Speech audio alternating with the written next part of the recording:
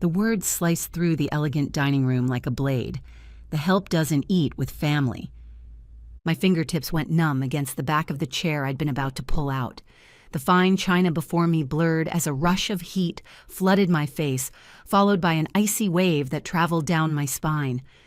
Around the long mahogany table, the Grayson family reunion fell silent. Forks suspended mid-air, conversations cut short, eyes darting between me and the woman who'd spoken.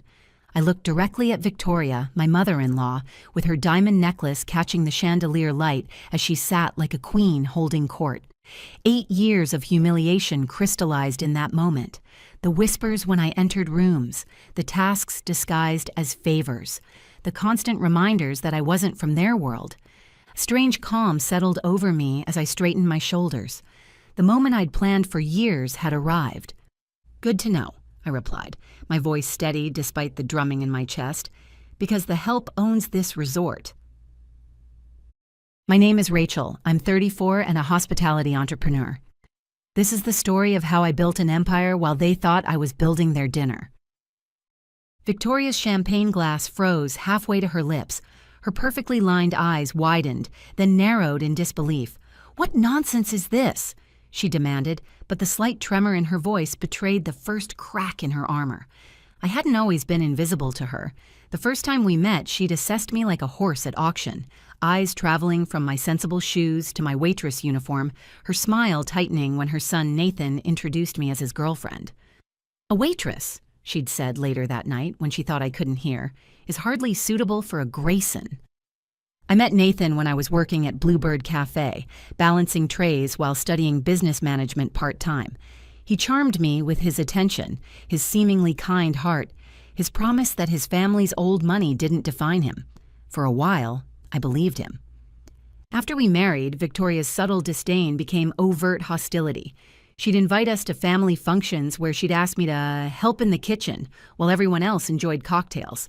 She'd correct my table etiquette, mock my background, and whisper constant reminders that I didn't belong. "You expect us to believe that you own this place?" Victoria was saying now, her voice rising as she gestured to the opulent dining room around us. I smiled. "Check the ownership records. Meridian Hospitality Group. That's me." I reached into my clutch and withdrew a business card with my name and title. CEO and founder. I placed it on the table, the heavy cardstock making a soft tap against mahogany, along with 7 other properties across 3 states.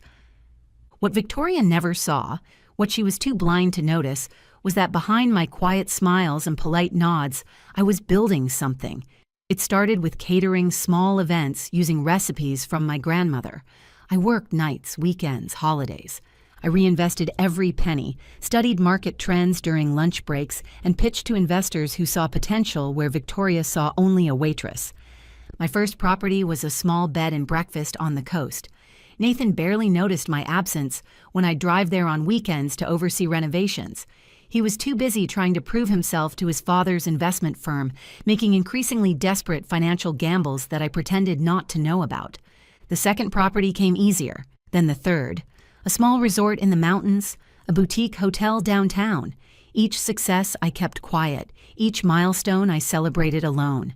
Not because I was ashamed, but because I was waiting, watching, planning. "This is absurd," Victoria sputtered, looking to Nathan for support. "Tell her to stop this ridiculous charade." But Nathan's face had gone pale. Unlike his mother, he'd seen the bank statements, though he'd never bothered to ask questions. He'd noticed my late-night calls but assumed they were insignificant, just as he assumed I was insignificant. "It's true," he said quietly, his voice barely audible. "Isn't it, Rachel?" The room seemed to hold its breath. Victoria's brother choked on his wine. Her sister's husband suddenly became very interested in his bread roll.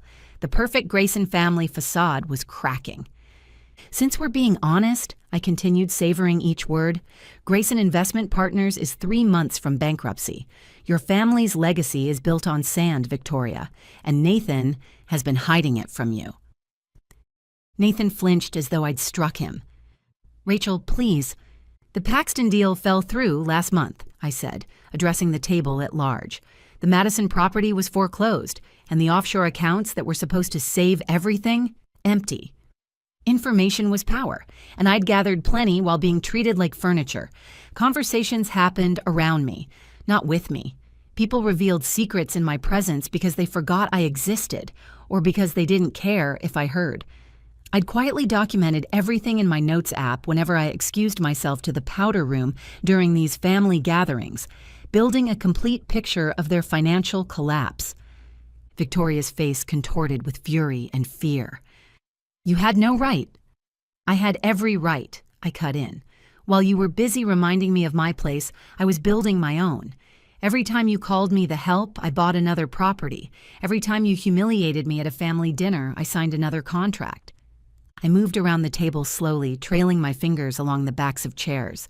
"The staff here, my staff, have been instructed to treat you with the utmost respect tonight, something you never bothered to show me."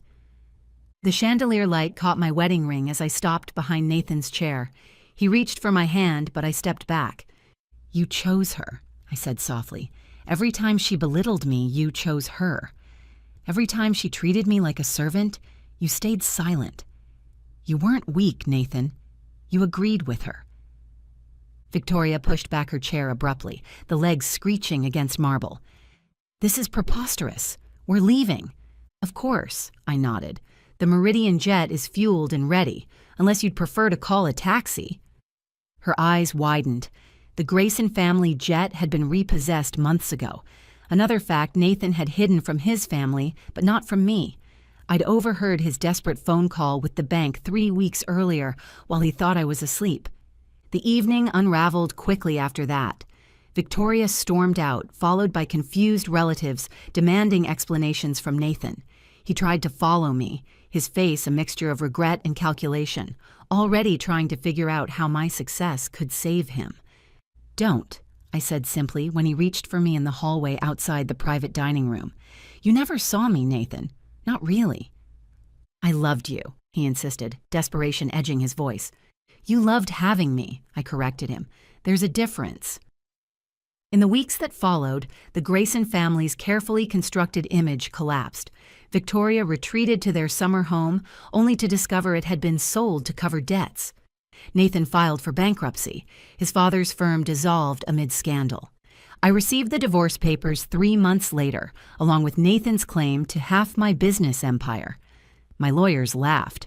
Every property, every contract, every business deal had been carefully structured in my name alone, a precaution I'd taken years ago when I realized my husband saw me as an accessory, not a partner. I had deliberately kept my business separate from our marital assets by establishing everything before our marriage and maintaining completely separate finances throughout. The judge dismissed his claim in less than an hour. The divorce was finalized 2 months after that, officially ending our 10-year marriage. The courts granted me full ownership of all my properties, while Nathan was left with nothing but his family's now tarnished name.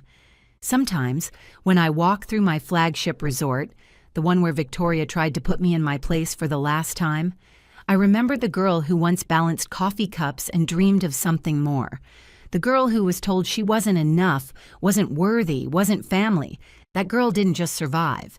She thrived. And when new staff join my company, I tell them one thing. In this house, everyone eats at the family table. Because sometimes the help doesn't just serve the table. Sometimes the help owns it. Before you go, here's a quick bonus for sticking around.